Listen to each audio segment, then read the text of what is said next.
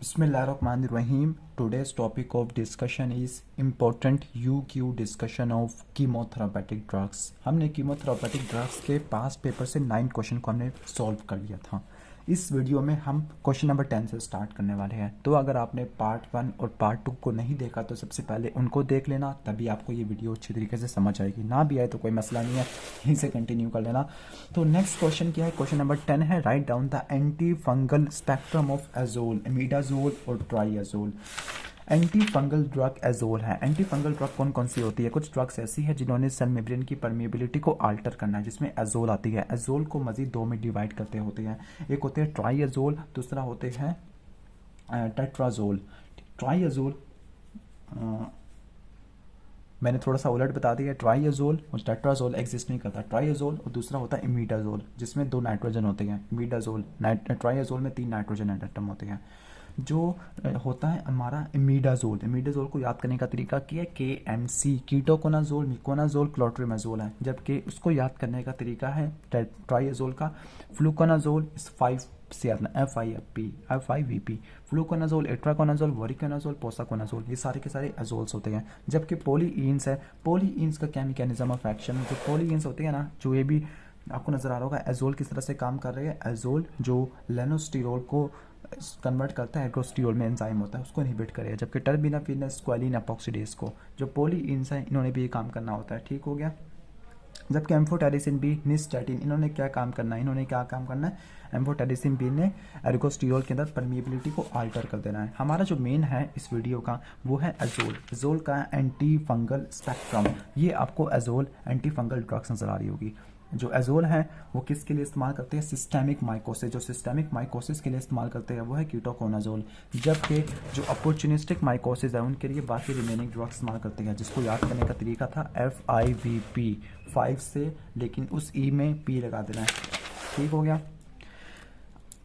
अब हम इनका एंटी फंगल स्पेक्ट्रम पढ़ रहे हैं, लेकिन इससे पहले आपको मैकेनिज्म ऑफ एक्शन पता होना चाहिए कि मैकेनिज्म ऑफ एक्शन क्या होता है. लेकिन एक इंपॉर्टेंट क्लिनिकल कोरिलेट के जो रिफेम्पिन अगर हम यूज़ करते हैं तो रिफेम्पिन ऐसे एंजाइम को इंड्यूस करता है जो इस ड्रग को मेटाबोलाइज कर देते हैं, जिसकी वजह से फाइनली इट्राकोनाजोल की हाफ लाइफ कम हो जाती है. तो R से रिफेम्पिन जो क्या कर रहा है? इंड्यूस कर रहा है, उसमें I आ रहा है, तो ये इट्राकोनाजोल की बायो अवेलेबिलिटी को कम करता होता है. मैकेनिज्म ऑफ एक्शन पढ़े थे कि जो हमारा होती है एजोल वाली होती है, इन्होंने एक साइटोक्रोम P450 एंजाइम को ब्लॉक कर देना है. उस साइटोक्रोम P450 आइसो एंजाइम ने लेनोस्टिरोल की 14 अल्फा डीमिथाइलेशन करवानी है. तो हम इस एंजाइम को 14 अल्फा डीमिथाइलेस कह लेते हैं. इस एंजाइम को ब्लॉक करते हैं एजोल. जबकि स्क्वालिन एपॉक्सीडेज एंजाइम को ब्लॉक करता है ये टर्बिनाफिन. ओके. अब इनके एंटी फंगल स्पेक्ट्रम को पढ़ लेते हैं. एंटी फंगल स्पेक्ट्रम को, तो यहाँ पे मैंने वाला 5 वाला फार्मूला था, उस पर मैंने कीटोकोनाजोल ऐड कर दिया. तो कीटोकोनाजोल क्या है? ये इमिडाजोल है. बाकी फ्लूकोनाजोल, इट्राकोनाजोल, वोरिकोनाजोल, पोसाकोनाजोल, आइसोवोकोनाजोल, ये सारे के सारे ट्राइएजोल होते हैं. कीटोकोनाजोल को पहले पढ़ लेते हैं. कीटोकोनाजोल का सबसे ज़्यादा नैरो एंटी फंगल स्पेक्ट्रम होता है, उसके सबसे ज़्यादा एडवर्स इफेक्ट होते हैं, तो उसको सिस्टेमिक माइकोसिस के लिए रेयरली यूज़ किया जाता होता है. लेकिन कीटोकोनाजोल किस किस के लिए इस्तेमाल होती है? कैंडिडियासिस के लिए, स्पेसिफिकली क्रोनिक म्यूकोकुटेनियस कैंडिडियासिस के लिए इस्तेमाल होती है. इसके साथ डर्मेटोफाइट्स, तो डर्मेटोफाइट्स जो क्यूटेनियस माइकोसिस है, mucocutaneous candidiasis, candidiasis candida opportunistic mycosis है, इसकी भी म्यूकोकुटेनियस फॉर्म, जिसने म्यूकस मेम्ब्रेन और स्किन दोनों को इन्फेक्ट करना है. इसके बाद है फ्लूकोनाजोल. अब जब हमें फ्लू होता है तो फ्लू वाला पानी इसोफेगस में भी जाता है और फेरिंग्स में भी जाता है. तो इसने इसको याद करने का तरीका क्या है? इसोफेगियल और ओरोफेरेंजियल कैंडिडियासिस के लिए इस्तेमाल करते होते हैं. उसके लिए 3 C है. पहला oesophageal oropharyngeal candidiasis, vaginal candidiasis के लिए इस्तेमाल कर सकते हैं. ठीक है. दूसरा C है कोकाइडियार्ड्स है. तीसरा C है क्रिप्टोकोकस न्यूफॉर्मेंस है. क्रिप्टोकोकस न्यूफॉर्मेंस क्योंकि इसकी वजह से जो मेनिंजाइटिस होता है ना, उसके लिए इस्तेमाल होती है. वैसे क्रिप्टोकोकस न्यूफॉर्मेंस के लिए एम्फोटेरिसिन बी भी यूज़ करते हैं. अगर आप यहाँ से देखो कि एम्फोटेरिसिन बी है, तो एम्फोटेरिसिन बी के लिए फार्मूला था ABCCMH. A से एस्परजिलस, B से ब्लास्टोमाइसिस, C से कैंडिडा अल्बाइकन, C से क्रेप्टोकोकस, C से हिस्टोप्लाज्मा और म्यूकोर. अगर आपको इस तरह से याद नहीं होता तो अगर आपको 4 अपॉर्चुनिस्टिक फंजाई के नाम आने चाहिए. कौन कौन से 4 अपॉर्चुनिस्टिक फंजाई थे? इनिशियली आपने कैंडिडा पढ़ा था, क्रिप्टोकोकस था, म्यूकोर था और एस्परजिलस था. जबकि हिस्टोप्लाज्मा और ब्लास्टोमाइसिस HB ये दोनों के दोनों सिस्टेमिक है, तो सिस्टेमिक और अपॉर्चुनिस्टिक दोनों के लिए इस्तेमाल हो रही है। लेकिन यहाँ पे कैंडिडियासिस के लिए, क्रिप्टोकोकस न्यूफॉर्मेंस के लिए और कोकाइडियाट्स के लिए, कोकाइडियाट्स सिस्टेमिक माइकोसिस है। इट्राकोनाजोल को पढ़ लेते हैं। इट्राकोनाजोल, तो इट्राकोनाजोल किसके लिए इस्तेमाल होती है? Systemic infection cause by blastomyces. जो ब्लास्टोमाइकोसिस है, सिस्टेमिक माइकोसिस, स्पोरोथ्रिक्स, ये पढ़ते होते हैं हम, आई थिंक सबकुटेनियस माइकोसिस के अंदर पढ़ते हैं। तीसरा इसका होगा सबकुटेनियस क्रोमोब्लास्टोमाइकोसिस, क्रोमोब्लास्टोमाइकोसिस, ठीक हो गया। इसके साथ ये एस्परजिलस, कोकाइडियाट्स, क्रिप्टोकोकस और हिस्टोप्लाज्मा, इनके लिए भी इस्तेमाल हो सकती है, लेकिन इनके लिए एम्फोटेरिसिन भी ज़्यादा फेवरेबल होती है। बाज़ वक़्त ऐसा होता है कि जो इसोफेगल कैंडिडियासिस है, जो उसके लिए हम फ्लूकोनाजोल इस्तेमाल करते थे, तो उसके खिलाफ रेजिस्टेंस आ जाती है, तब हम कौन सी यूज़ करते हैं? हम इट्रोकोनाजोल इस्तेमाल करते हैं। और इट्रोकोनाजोल टर्मेटोफाइटोसिस के लिए भी इस्तेमाल कर सकते हैं। स्पेसिफिकली अगर नेल्स का होता है, ओनिकोमाइकोसिस, नेल्स वगैरह की बात करेंगे। तो फ्लूकोनाजोल को दोबारा से आपको बता दूं, 3C आपने याद रखनी है। Oesophageal oropharyngeal candidiasis, I think आपको शायद नज़र ना आ रहा हो, और क्रिप्टोकोकस न्यूफॉर्मेंस, कोकाइडियाट्स। जबकि इसका मेजर जो फेवरेबल है वो ब्लास्टोमाइकोसिस है। इसको आपने याद किस तरह से करना है कि जो BSc होती है, आई थिंक ये बॉल पॉइंट काम करना छोड़ गया, तो एक फार्मूला होता है BSc, जो आप BSc करते हैं ना FSC के बाद BSc, तो B से ब्लास्टोमाइसिस है, C से यूज़ होता है क्रोमोब्लास्टोमाइकोसिस, जबकि S से स्पोरोथ्रिक्स, इनके लिए इस्तेमाल होती है। लेकिन ये अल्टरनेटिव एजेंट उनके लिए जो आप एम्फोटेरिसिन B में पढ़ चुके हो, उनके लिए अल्टरनेटिंग एजेंट है। उसके साथ साथ इसोफेगल कैंडिडियासिस, जो फ्लूकोनाजोल, इसके लिए भी अल्टरनेटिंग एजेंट है, और कीटाकोनाजोल के लिए भी अल्टरनेटिंग एजेंट है। तो हम इसको अल्टरनेटिव ड्रग भी बोल सकते होते हैं, इतने सारों के लिए अल्टरनेटिव के तौर पे काम आ रही है। वोरिकोनाजोल, इसका ज़्यादा स्पेक्ट्रम बढ़ जाता होता है इट्राकोनाजोल के लिए, लेकिन ये ड्रग ऑफ चॉइस है फॉर इन्वेसिव एस्परजिलोसिस के लिए। इन्वेसिव एस्परजिलोसिस के लिए ड्रग ऑफ चॉइस क्या है? वोरिकोनाजोल, ठीक हो गया। जबकि पोसाकोनाजोल ये इस्तेमाल होती है कैंडिडा और एस्परजिलस के लिए, और ये वाहिद एजोल है जो राइजोपस के लिए भी इस्तेमाल होती है, और राइजोपस म्यूकोमाइकोसिस करवाता है। तो राइजोपस के लिए कौन सी मेजर ड्रग है? वो है हमारी राइजोपस के लिए पोसाकोनाजोल, जबकि इन्वेसिव एस्परजिलोसिस के लिए वोरिकोनाजोल ये इस्तेमाल करते होते हैं। इसके साथ साथ पोसाकोनाजोल कैंडिडा और एस्परजिलस के लिए भी इस्तेमाल हो सकती है, AC के लिए भी इस्तेमाल हो सकती है। आइसोवोकोनाजोल ये भी बिल्कुल पोसाकोनाजोल के सिमिलर होती है, लेकिन ज़्यादा बेटर टॉलरेटेड होती है, इसकी टॉलरेंस ज़्यादा होती है एज़ कम्पेयर टू पोसाकोनाजोल, ठीक हो गया। तो हमने इन सब का क्या पढ़ लिया? हमने इन सब का स्पेक्ट्रम पढ़ लिया। पास पेपर में अगर आप देखो तो पास पेपर में इसको नैरो स्पेक्ट्रम और वाइडर स्पेक्ट्रम में किया हुआ है कि नैरो स्पेक्ट्रम डर्मेटोफाइट्स के लिए और क्रोनिक कैंडिडियासिस के लिए, broader spectrum candidiasis, coccidioides, aspergillus, cryptococcus neoformans, इनके लिए होता है, ठीक है। अगर हम देखते हैं क्रिप्टोकोकस न्यूफॉर्मेंस, तो क्रिप्टोकोकस न्यूफॉर्मेंस के लिए सिर्फ यही इस्तेमाल हो रही है, ठीक हो गया। अगर हम देखते हैं एस्परजिलस के लिए एक ये ड्रग है, और ये इन्वेसिव एस्परजिलोसिस के लिए इस्तेमाल हो रही है, जबकि पोसाकोनाजोल ये भी एस्परजिलस के लिए इस्तेमाल हो रही है। अगर हम देखते हैं कैंडिडा, तो कैंडिडा वाला कहाँ पे आ रहा है? कैंडिडा वाला यहाँ पे भी आ रहा है, लेकिन यहाँ पे म्यूकोकुटेनियस है, यहाँ पे इसोफेगियल, ओरोफेरेंजियल, वेजाइनल है, जबकि यहाँ पे सिंपल, यहाँ पे कोई कैंडिडा का रोल नहीं है, ठीक है। किसमें? आइट्रोकोनाजोल में कैंडिडा नहीं है, वोरिकोनाजोल इसमें भी कैंडिडा नहीं है, पोसाकोनाजोल इसमें कैंडिडा आता है। तो इस तरह से आप इसको कर सकते हैं। नेक्स्ट है enumerate 4 drugs to treat chronic viral hepatitis B. तो क्रोनिक वायरल हेपेटाइटिस बी हो चुका है, तो हम उसके लिए कौन सी ड्रग्स यूज़ करेंगे? अगर हम इस टेबल से देखते हैं तो एंटीवायरल ड्रग्स हर्पीज के लिए एसाइक्लोवीर, जेंसीसाइक्लोवीर और फोस्कारनेट, जबकि HIV के लिए फ्यूजन इनहिबिटर्स होते हैं जिन्होंने एंट्री को इनहिबिट कर देना, प्रोटीएज इनहिबिटर होती है, रिवर्स ट्रांसक्रिप्टेज इनहिबिटर होती है, जबकि इन्फ्लुएंजा के लिए एमेंटाडिन और ज़नामाविर। लेकिन हमारा जो मेन कंसर्न है वो है हेपेटाइटिस B और हेपेटाइटिस C वायरस। इसके लिए आप इंटरफेरॉन अल्फा यूज़ करते हैं, लैमिविडिन, बोसिपराविर, सोफोस्ब्यूविर और रिबाविरिन, ये ड्रग हम यूज़ करते हैं। अब उसने स्पेसिफिक पूछा हुआ है हेपेटाइटिस B के लिए, तो हम हेपेटाइटिस B वाला सेक्शन निकाल लेते हैं। एंटी इन्फ्लुएंजा के लिए कौन कौन सी थी? एमेंटाडिन, रिमेंटाडिन, ज़नामाविर और ओसेल्टामिविर। अब हम इसको देख लेते हैं हेपेटाइटिस B के लिए। तो ड्रग्स के नाम पूछिएगा तो ड्रग्स आपको यहाँ से देखने को मिल सकती है, इंटरफेरॉन अल्फा, एंटाकाविर, एफिडोविर और डिपीवॉक्सिल, लैमिविडिन, टेल्बिविडिन, रिबाविरिन और सोफोस्ब्यूविर। ये सारी ड्रग्स हैं किसके लिए? क्रोनिक वायरल हेपेटाइटिस के लिए। इंटरफेरॉन अल्फा, इसको नाम याद करना आसान है, एंटाकाविर ये भी आसान है, लैमिविडिन ये भी आसान है, और रिबाविरिन, ये कुछ इंपॉर्टेंट ड्रग्स हैं। इनका मैकेनिज्म ऑफ एक्शन क्या होता है? इन्होंने वायरस के आरएनए को डिग्रेड कर देना होता है। ठीक है, किस तरह से करना होता है? जो इंटरफेरॉन्स होते हैं ना, इंटरफेरॉन ने हमारे जो होस्ट सेल है, तमाम हमारी बॉडी के सेल है, उस पर जाके काम करना है और वहाँ पे आरएनए एंजाइम को एक्टिवेट कर देते हैं। ये आरएनए वायरल आरएनए को तोड़ देता है, आरएनए एंजाइम आरएनए को तोड़ देगा। दूसरी ड्रग्स का क्या मैकेनिज्म है? दूसरी ड्रग्स का मैकेनिज्म ये है कि जो हेपेटाइटिस बी वायरस का पॉलीमरेज होता है उसको इनहिबिट कर देती है, जिसकी वजह से ट्रांसक्रिप्शन वाले स्टेप्स ब्लॉक हो जाते हैं। जो रिबाविरिन है इसके मल्टीपल एंटीवायरल एक्शन होते हैं, रिबाविरिन के मल्टीपल एंटीवायरल एक्शन होते हैं।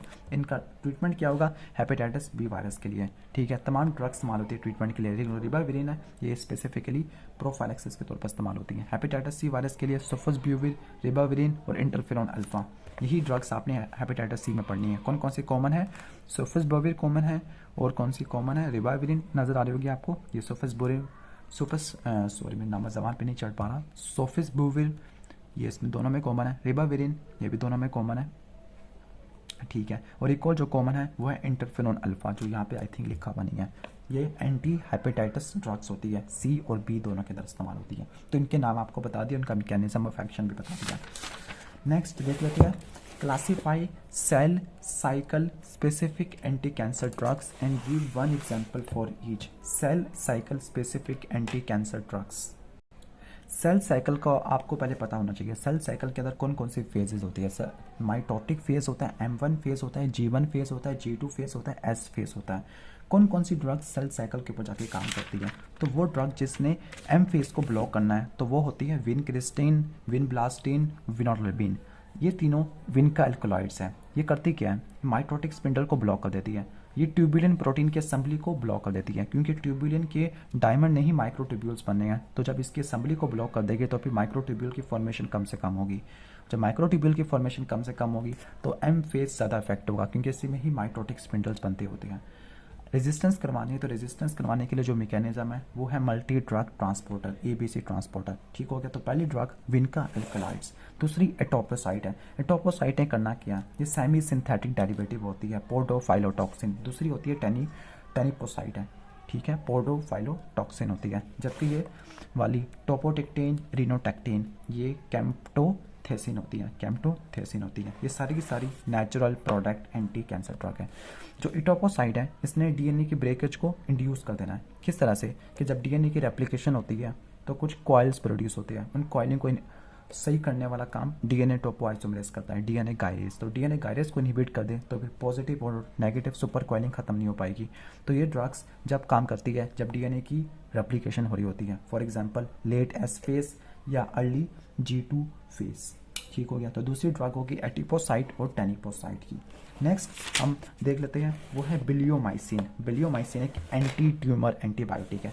Anti tumour antibiotic anthracycline, bleomycin and mitomycin, ये तीनों हैं। इसको याद करने का तरीका क्या है? AMB, ठीक है, या MBA तो करते हैं ना, डिग्री है। तो M से माइटोमाइसिन, B से बिलियोमाइसिन और A से एंथ्रासाइक्लिन, एंटी ट्यूमर एंटीबायोटिक है। जबकि नेचुरल प्रोडक्ट के अंदर विनका एल्कलॉइड्स, एटिपोसाइट, टेनिपोसाइट, टोपोटेक्टिन, रिनोटेक्टिन। जबकि पैक्लेटेक्सिल और डेकाटेक्सिल ये भी क्या करती है? माइटोटिक स्पिंडल के साथ करती होती है, लेकिन ये माइक्रोट्यूब्यूल की डिस असेंबली को ब्लॉक कर देती है। ये असेंबली को कर देती है, डिस असेंबली को। माइक्रोट्यूब्यूल्स वापस ट्यूबुलिन मोनोमर में टूट जाते हैं, तो ये डिस असेंबली को ब्लॉक करती होती है। तो बिलियोमाइसिन आपको दिखा रहा था, बिलियोमाइसिन एक एंटी ट्यूमर एंटीबायोटिक है। दूसरी एंथ्रासाइक्लिन, तीसरी मिटोमाइसिन। ये ग्लाइकोपेप्टाइड का मिक्सचर होती है जो फ्री रेडिकल प्रोड्यूस करती है। ये फ्री रेडिकल डीएनए के साथ बाइंड करने के बाद स्ट्रैंड को ब्रेक कर देती है, डीएनए के सिंथेसिस को ब्लॉक कर देती है, और ये ड्रग काम करती होती है G2 फेज। तो G2 phase, early G2 phase, late S phase और M फेज, इसमें ड्रग्स काम करती है। कौन कौन सी? Vinca alkaloids, anti tumour antibiotic, podophyllotoxin, इसके साथ कैम्प्टोथेसिन और जो पैक्लिटॉक्सिल, डॉकीटैक्सिल, विनका एल्कलॉइड्स, ये चारों natural product anti cancer drug है। बाकी कौन कौन सी एंटी कैंसर ड्रग है? अल्काइलेटिंग एजेंट है, प्रोटियासोम इनहिबिटर है, एंटी मेटाबोलाइट जिसमें फ्लोरोयूरासिल, मिथोट्रेक्सेट, 6 मार्केप्टोप्यूरिन आती है, एटिपोसाइट, टेनिपोसाइट, ये दोनों क्या हैं? ये दोनों के दोनों ये पोडोफाइलोटॉक्सिन है। पैक्लिटैक्सिल, डेकीटैक्सिल, विनक्रिस्टिन, विनब्लास्टिन है, ये विनका एल्कलॉइड्स हैं, और एक इन्होंने छोड़ दिया टोपोटेक्टिन, रिनोटेक्टिन, ये कैम्टोथेसिन है। एंटी ट्यूमर एंटीबायोटिक MPS से आपने याद रखना है, ब्लियोमाइसिन, मेटोमाइसिन और एक एंथ्रासाइक्लिन लिखा हुआ है। मिसलेनियस और हार्मोनल ये तो हम देख लेंगे। तो नेक्स्ट क्वेश्चन की तरफ चलते हैं, क्वेश्चन नंबर 12। तो a 25-year-old man come to your hospital with a history of persistent high-grade fever for last 10 days. On examination, there was relative bradycardia, fever, splenomegaly. Vital test was positive and the patient diagnosed as suffering from typhoid fever. Enumerate 4 drugs from different group of antibiotics for this disease. Typhoid fever हो गया, salmonella typhi का infection हो गया, तो कौन कौन सी drugs हम use कर सकते हैं एंटीबायोटिक्स साल्मोनेला टाइफी के लिए। तो ये वाला टेक्निकल सवाल है, तो इसका जवाब भी थोड़ा सा मुश्किल और हमें कोनों खुदरों से निकालना पड़ेगा। साल्मोनेला टाइफी, तो टाइफी के लिए कौन कौन सी ड्रग्स इस्तेमाल करते हैं। पहली ड्रग हमें जो मिली है वो है ट्राइमेथोप्रिम सल्फामेथोक्साजोल। अगर आप यहाँ से देखोगे ट्राइमेथोप्रिम सल्फामेथोक्साजोल किस किस के लिए इस्तेमाल हो रही है। ट्राइमेथोप्रिम जो किसको ब्लॉक करती है, डाईहाइड्रोफोलेट रिडक्टेज को। सल्फोनामाइड डाईहाइड्रोक्टोरेट सिंथेस को, दोनों सिक्वेंशियल ब्लॉक करती है फोलिक एसिड की सिंथेसिस को। तो ये respiratory urinary track infection, respiratory air sinus infection caused by Haemophilus influenza और मोरक्सिला कैटारालिस, इनके लिए इस्तेमाल होती है। ठीक है, इम्यूनो कॉम्प्रोमाइज इंडिविजुअल के अंदर ये किसके लिए इस्तेमाल होती है, हाइड्रोफीला के लिए इस्तेमाल होती है। लेकिन जो हमारा मेन कंसर्न है वो है टाइफाइड फीवर। तो पहला जो ड्रग आपको मिली है ट्राइमेथोप्रिम सल्फामेथोक्साजोल का जो कॉम्प्लेक्स होता है नोकार्डियोसिस के लिए, टाइफाइड फीवर, कॉलेरा, शिगेलोसिस के लिए इस्तेमाल होती है। उसके साथ मेथिसिलिन रेजिस्टेंट स्टेफाइलोकोकाई, लिस्टेरिया, मोनोसाइटोजीन्स, इनके लिए इस्तेमाल होती है ट्राइमेथोप्रिम सल्फामेथोक्साजोल। और कौन कौन सी ड्रग्स होती है उनको ढूंढ लेते हैं। तो मैंने खोली है फ्लोरोक्विनिलोन। तो फ्लोरोक्विनिलोन इस्तेमाल होती है यूरोजेनिटल और GIT का इन्फेक्शन जो ग्राम नेगेटिव करवाते हैं। गोनोकोकाई ग्राम नेगेटिव कोकाई है, इसके बाद gram negative rods, E coli, klebsiella, clostridium जुजिनाई, enterobacter, pseudomonas aeruginosa, salmonella typhi. तो दूसरी ड्रग्स हमारी आ गई है फ्लोरोक्विनिलोन में, और इसमें भी स्पेसिफिकली जो ड्रग यूज़ करते हैं वो है केप्रोफ्लॉक्सासिन और लीवोफ्लॉक्सासिन। ये इस्तेमाल करते हैं शिगेला के लिए। ठीक है, अगर आप यहाँ से देखो कि यहाँ पर यूरोजेनिटल GIT का इन्फेक्शन है तो ये केप्रोफ्लॉक्सासिन इस्तेमाल होती है, केप्रोफ्लॉक्सासिन। उसके साथ लीवोफ्लॉक्सासिन है, ये भी इस्तेमाल होती है for GIT infection caused by salmonella typhi. तो केप्रोफ्लॉक्सासिन, ओवोफ्लॉक्सासिन ये इस्तेमाल होती है इनके लिए। थोड़ा बहुत फ्लोरोक्विनिलोन को भी देख लेते हैं। फ्लोरोक्विनिलोन किन किन के लिए इस्तेमाल हो रही है, ग्राम नेगेटिव ऑर्गेनिज्म के लिए इस्तेमाल हो रही है जो GIT और यूरोजेनिटल ट्रैक को इन्फेक्ट कर रहे हैं। रेस्पिरेटरी ट्रैक, स्किन और सॉफ्ट टिश्यू के लिए भी इस्तेमाल होती है। केप्रोफ्लॉक्सासिन और ओवोफ्लॉक्सासिन जो नॉरफ्लॉक्सासिन है फर्स्ट जनरेशन, जबकि केप्रोफ्लॉक्सासिन, ओवोफ्लॉक्सासिन सेकंड जनरेशन होती है। थर्ड जनरेशन के अंदर जैमीफ्लॉक्सासिन, लिवोफ्लॉक्सासिन, मॉक्सीफ्लॉक्सासिन ये इस्तेमाल होती है। ठीक है, थर्ड जनरेशन वाली कहते हैं, थर्ड जनरेशन वाले को रिस्पिरेटरी भी बोलते हैं, इनके रिस्पिरेटरी ट्रैक के लिए ज़्यादा इस्तेमाल होती है, रिस्पिरेटरी डिजीजेस के लिए। क्लैमीडिया के लिए इस्तेमाल की जाती है। ठीक है, क्लैमीडिया की वजह से निमोनिया होता है, माइकोप्लाज्मा की वजह से निमोनिया होता है, ल्यूजेनिला की वजह से निमोनिया होता है, उनके लिए इस्तेमाल होती है। जो जैमीफ्लॉक्सासिन, मॉक्सीफ्लॉक्सासिन और लीवोफ्लॉक्सासिन थर्ड जनरेशन होती है, इनके सबसे ज़्यादा वाइड टेस्ट होती है। ग्राम पॉजिटिव के लिए, ग्राम नेगेटिव के लिए, एटिपिकल निमोनियल एजेंट के लिए भी इस्तेमाल हम कर सकते होते हैं। ठीक है, इसके साथ फ्लोरोक्विनिलोन मेनिंजोकोकल कैरियर स्टेट के अंदर भी इस्तेमाल करते हैं, कुछ ट्यूबरक्लोसिस के अंदर भी इस्तेमाल करते हैं, न्यूट्रोपिनिक पेशेंट के अंदर भी इस्तेमाल करते हैं, लेकिन ये भी हमारा कंसर्न नहीं है। तो पहली ड्रग हमें जो मिली थी वो थी ट्राइमेथोप्रिम सल्फामेथोक्साजोल, यहाँ पर इस जगह पे मिली थी ट्राइमेथोप्रिम सल्फामेथोक्साजोल। दूसरी ड्रग है फ्लोरोक्विनिलोन, इसमें भी सिप्रोफ्लॉक्सासिन और लीवोफ्लॉक्सासिन। नेक्स्ट हम देख लेते हैं बाकी ड्रग्स, हम यहाँ से देख लेते हैं सेफ्ट्रियोक्सोन और सिफाटैक्सिम है। सिफाटैक्सिम ये क्या है, ये है थर्ड जनरेशन सेफ्लोस्पोरिन है, जबकि फर्स्ट जनरेशन के अंदर सेफोजोलिन है, सिफ्लैक्सिन आता है। सेकंड जनरेशन के अंदर सेफाक्लोर, सिफ्रॉक्सिम और सेफ्प्रोजिल ये आते होते हैं। थर्ड के अंदर सेफ्ट्रोक्सोन, सेफ्टिजिडिम, सेफोपिराजोन, सेफाटैक्सिम ये इंपॉर्टेंट है थर्ड जनरेशन के अंदर। फोर्थ जनरेशन के अंदर सेफिपीम है, जबकि फाइव्थ जनरेशन के अंदर सेफ्टेरोलोन है। तो ये जनरेशन याद करना थोड़ा सा मुश्किल होता है, जिस तरह फ्लोरोक्विनिलोन की थी इस तरह सेफेलोस्पोरिन की होती है। तो ये ड्रग्स होती है मॉक्सिलिन, एजिथ्रोमाइसिन, ये सारे के सारे टाइफाइड फीवर की तरह इस्तेमाल करते हैं। इसका सही जवाब तो आपको माइक्रो से भी मिल सकता है, क्योंकि वहाँ पर जब साल्मोनेला टाइफी लिखा होगा ना तो उसके ट्रीटमेंट में आप पढ़ सकते हैं। तो यहाँ तक क्वेश्चन नंबर 12 तक हमने कवर कर लिया है और अजानें हो रही है, तो हम वीडियो को यहाँ पे ख़त्म करते हैं। तो वीडियो अच्छी लगी है तो उसको लाइक करना और चैनल पर नए हो तो सब्सक्राइब करना।